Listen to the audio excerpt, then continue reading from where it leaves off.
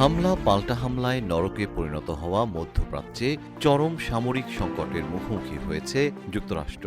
ইরানের অনবরত ব্যালিস্টিক ক্ষেপণাস্ত্র ও ড্রোন হামলা ঠেকিয়ে ইসরায়েলকে সুরক্ষিত রাখার মতো পর্যাপ্ত সামরিক সক্ষমতা এখন আর ওয়াশিংটনের হাতে নেই। যুক্তরাষ্ট্রের পেন্টাগনকে সরাসরি এই সতর্কবার্তা পাঠিয়েছেন ইউরোপে মোতায়েনরত মার্কিন বাহিনীর দায়িত্বপ্রাপ্ত শীর্ষ জেনারেল।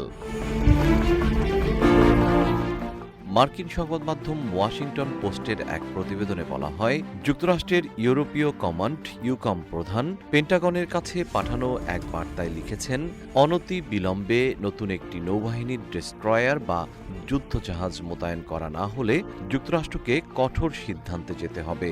তাকে হয় যুক্তরাষ্ট্রের মূল ভূখণ্ডের প্রতিরক্ষা অথবা ইসরায়েলের নিরাপত্তা, যে কোনো একটিকে বেছে নিতে হবে।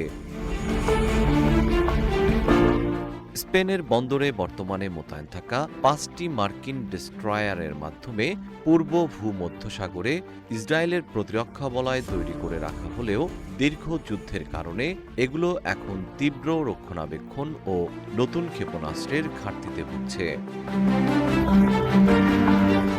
ট্রাম্পের ইরান যুদ্ধ 5 মাসে গড়ানোর পর পরিস্থিতি ক্রমেই মার্কিন নিয়ন্ত্রণের বাইরে চলে যায়।